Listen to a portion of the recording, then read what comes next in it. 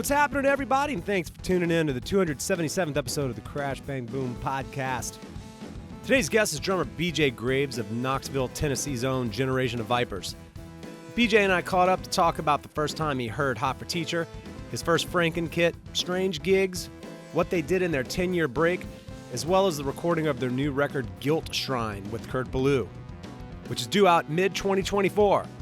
BJ's other project, Guiltless, releases its EP early next year through New Rot Records as well. So be on the lookout for all of it. In any case, today's episode is sponsored by OneUpLoops.com. Drummer, producer, and more Carson Gant and his team spent an incredible amount of time recording over 430,000 shaker, tambourine, and hi-hat loops at every possible tempo in multiple fields with incredible mics and outboard gear for you to pick and choose. It's organized for you to find exactly what you need with just a few clicks, and everything feels and sounds incredible. You can sign up for free to check it out and gain full access to all 430,000 loops starting at just $6 a month. No download limits, whatever you want, whenever you want. New loops, one-shots, and drum breaks are being added weekly. Definitely a great addition to the arsenal of any drummer and or producer, and I can vouch for it, having used it. It's killer. Check it out. It's OneUpLoops.com. Crash Bang Boom podcast can be found where all podcasts are found. If you like what you hear, please check out any of the previous 270-plus episodes, and double high fives if you can give me a like, a subscription, and or a positive review if you haven't already. All right, let's get into it. BJ Graves, Generation of Vipers, Guiltless, and more. Crash Bang Boom. Crowds go mad with joy. Give the drum a tone. Yes!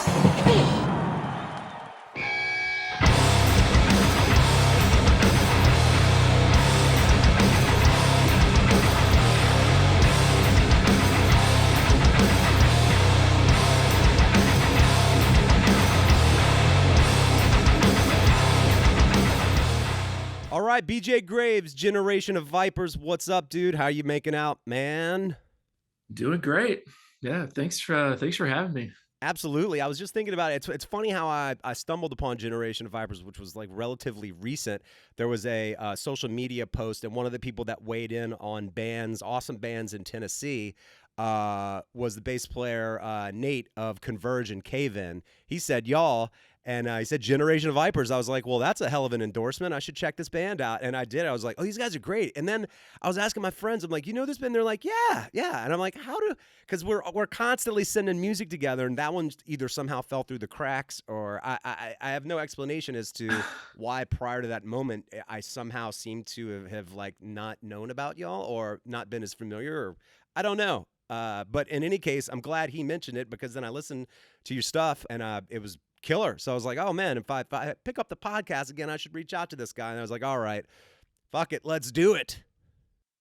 Man, that's so cool. That's really cool to hear that he vouched for us like that. That's surprising. That's cool. You didn't know that he had done that? No, not at all. That's pretty awesome. Heck yeah. It's funny. As we were sort of talking about it earlier, I call it your most recent release, even though, come time to maybe put out this next record, it might have been a decade, which is wild.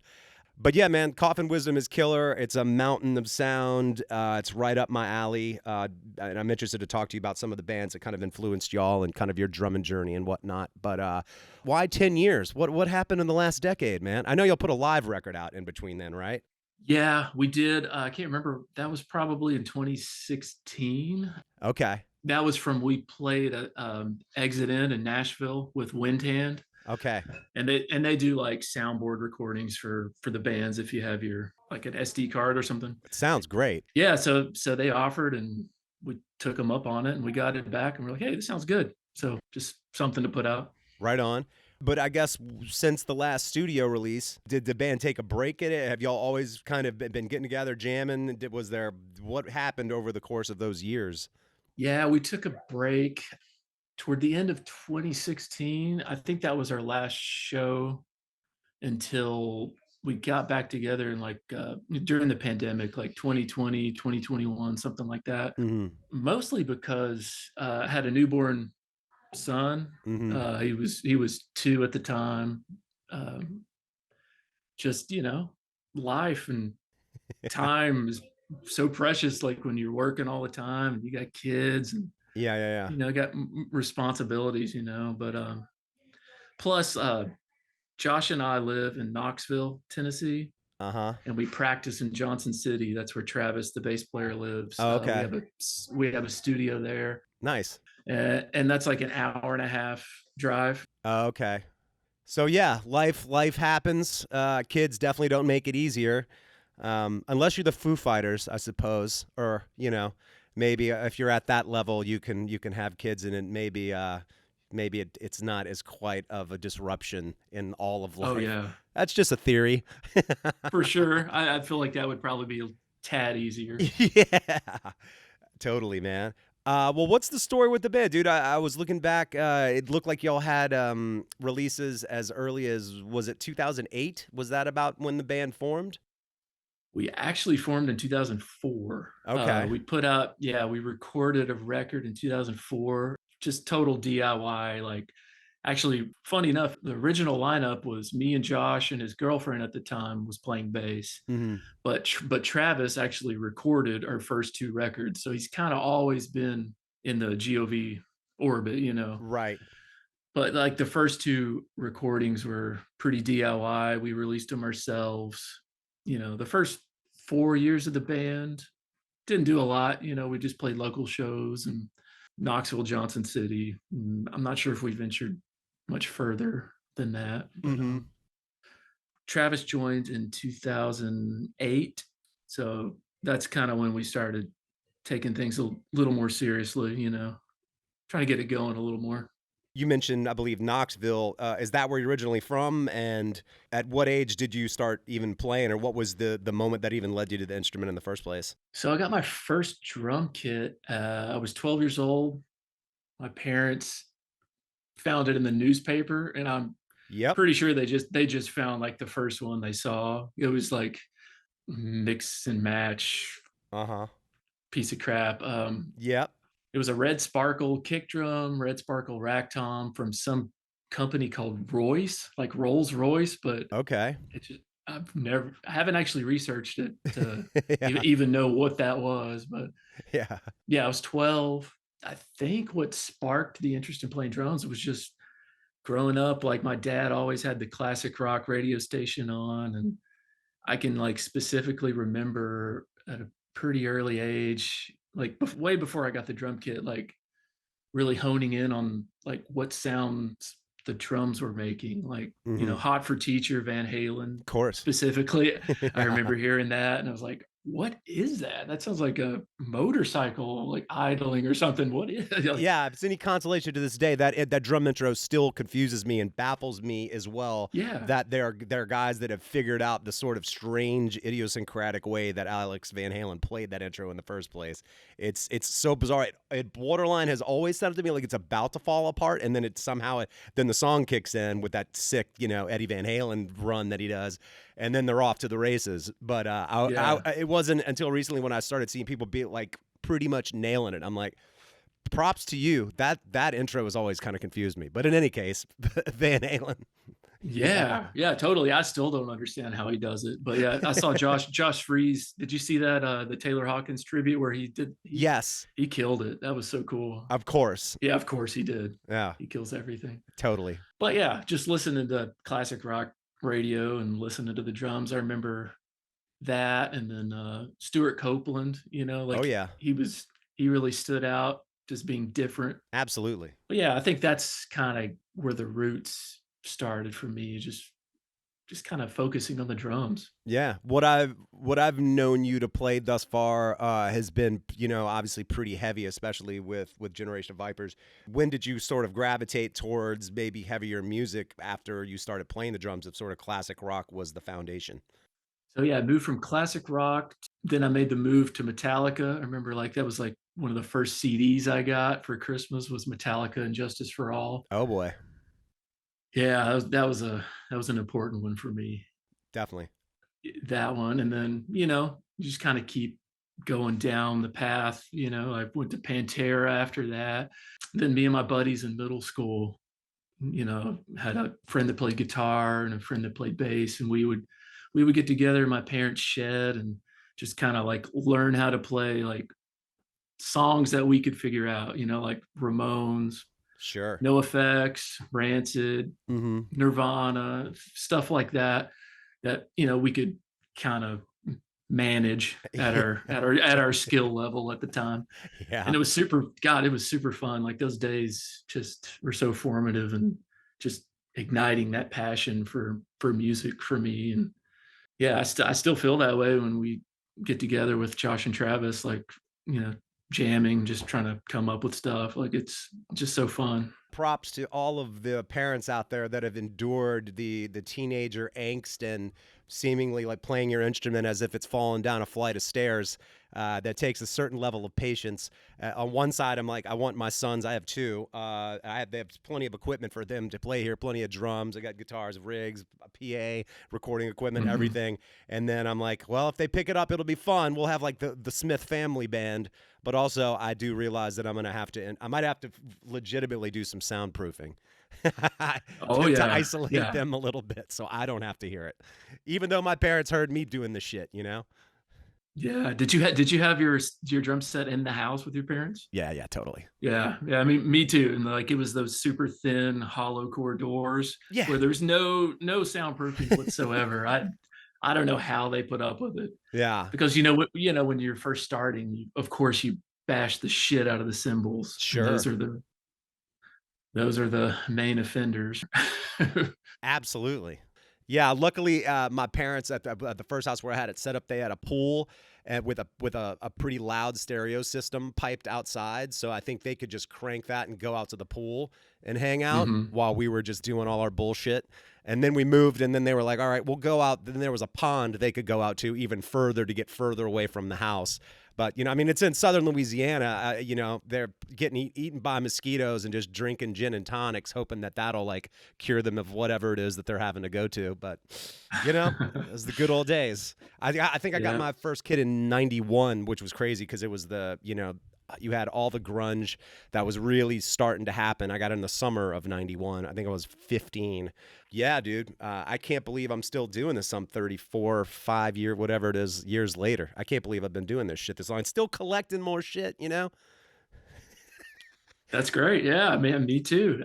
I'm trying not to collect too much because I don't have a lot of space for it, but it's very, very, very tempting.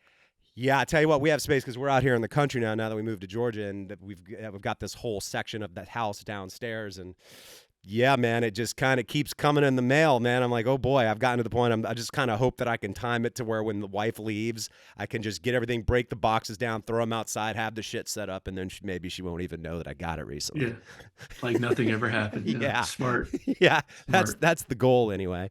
Well, once Generation of Vipers started, I guess, getting out there, you mentioned sort of when y'all solidified the lineup, y'all were taking it more seriously. Where were some of the places that y'all were playing shows? Who were some of the bands that y'all were playing with? Well, like, where were y'all going? Was there a scene that you were able to tap into at all? Did Nashville have anything going on then for what y'all were doing?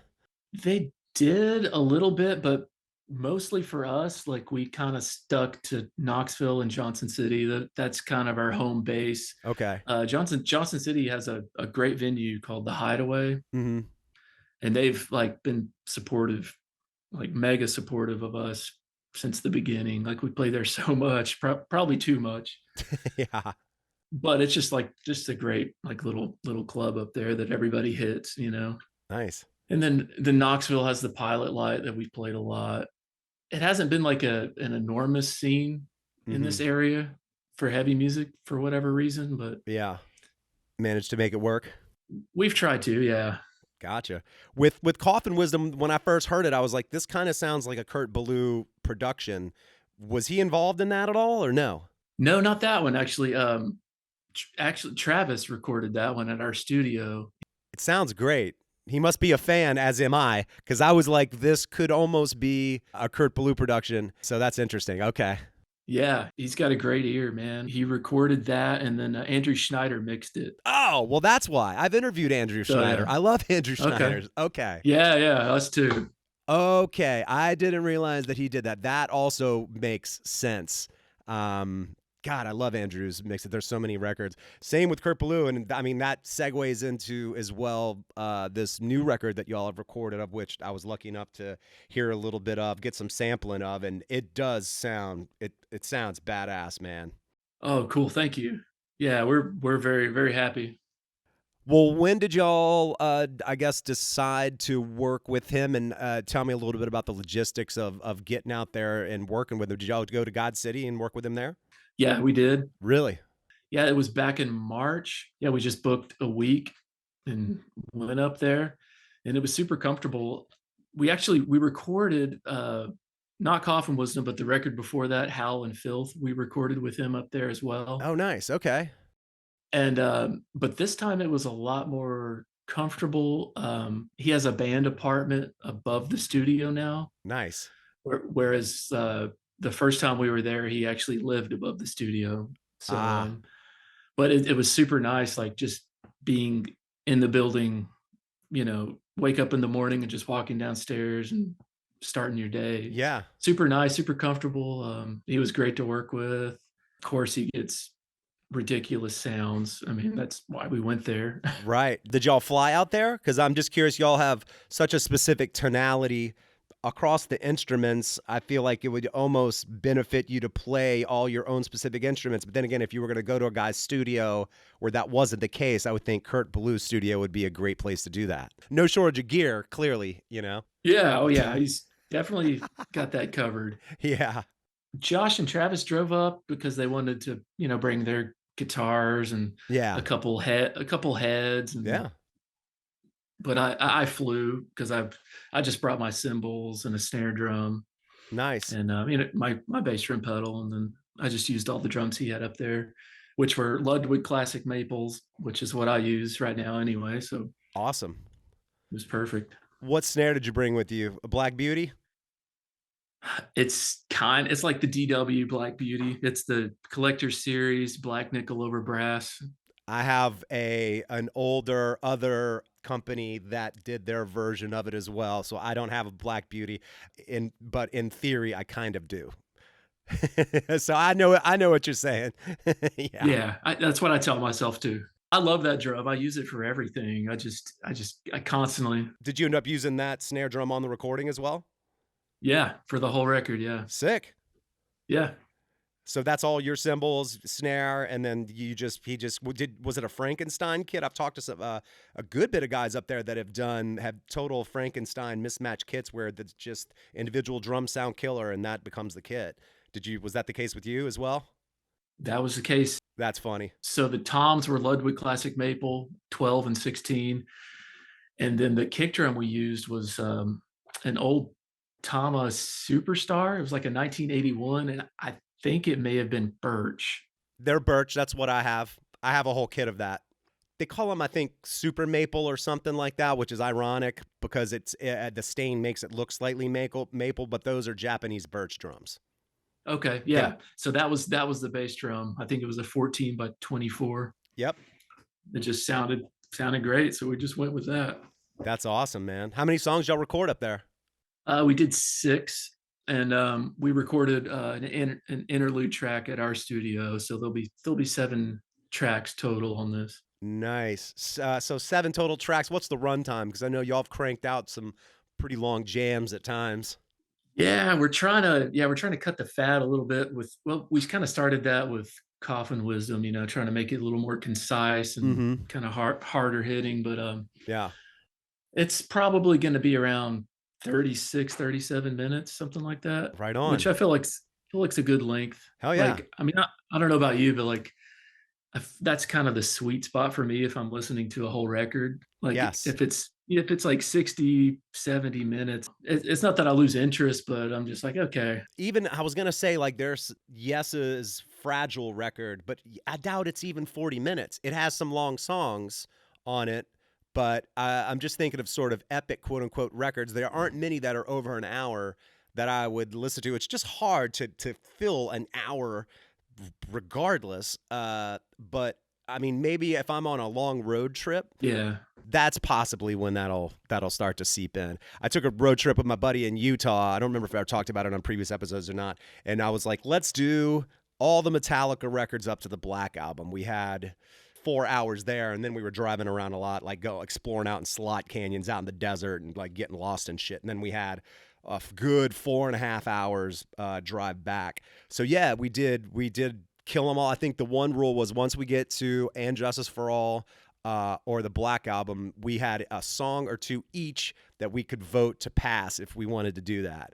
But as far as Kill 'Em All, Ride the Lightning, and Master of Puppets, we listened to those three in their entirety back to back. And then we got to And Justice for All, rocked that, and then rocked some of the Black Album. We were like, holy shit, man, you know?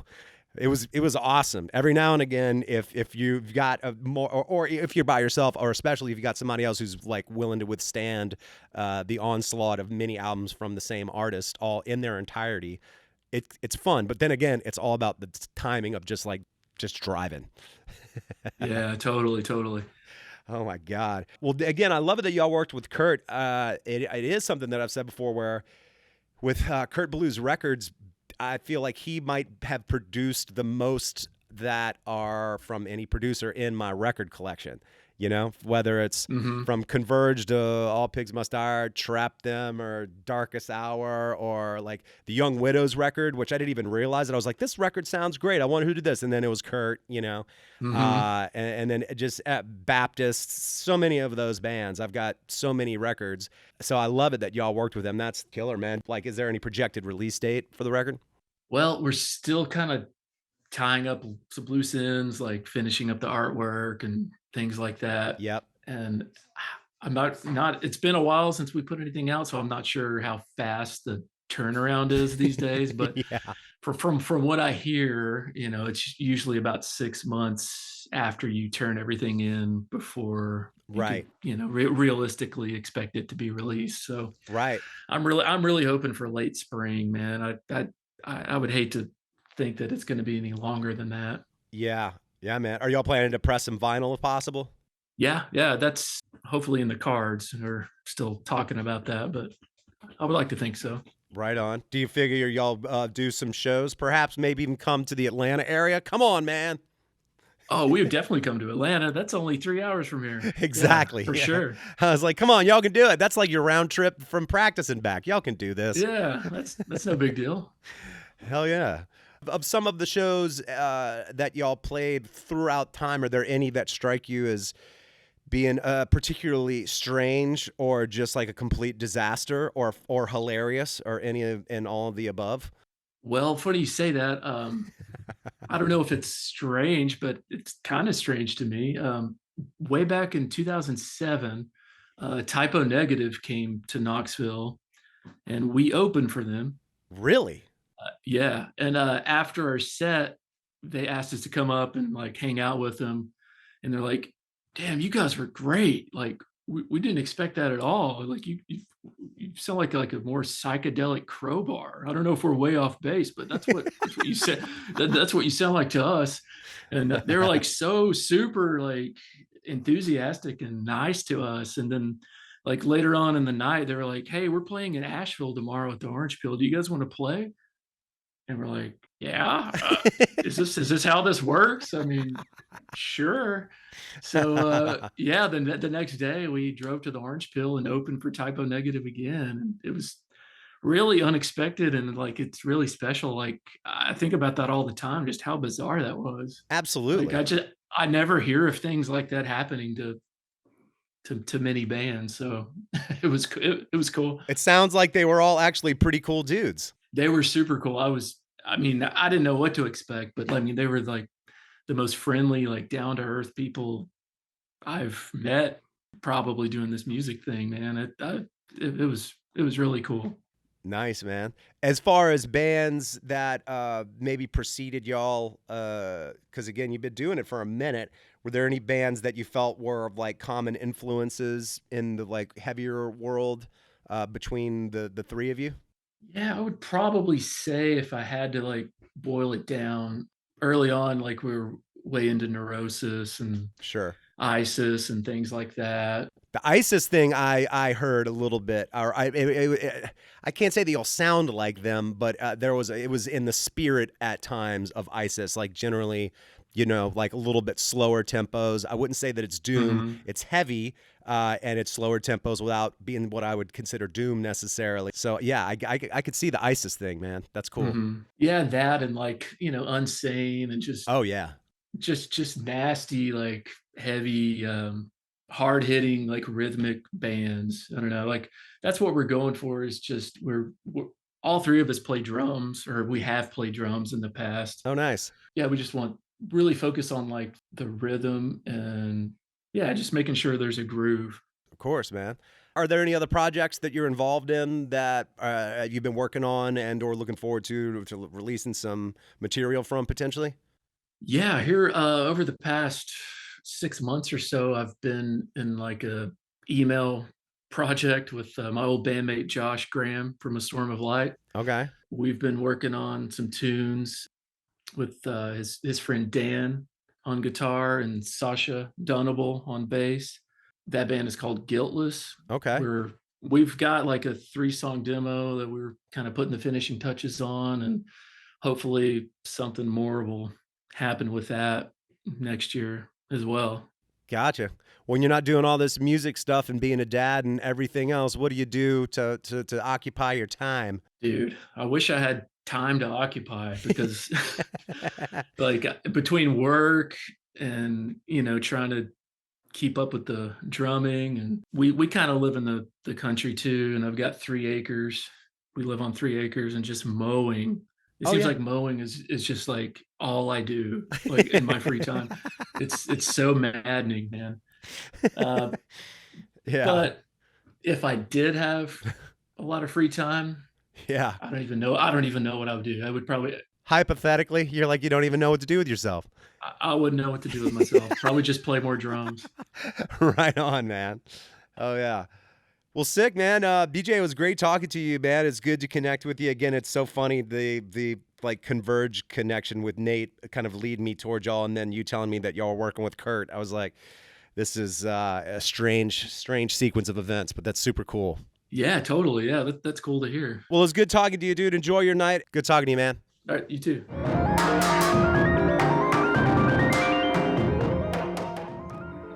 All right, everybody. Thanks for tuning in, and thanks to BJ for rapping with me. Be on the lookout for their upcoming record, A Decade in the Making, entitled Guilt Shrine, that's due out mid-2024. Should be a powerful follow-up to 2014's Coffin Wisdom. We'll catch you on the next one. Crash, bang, boom.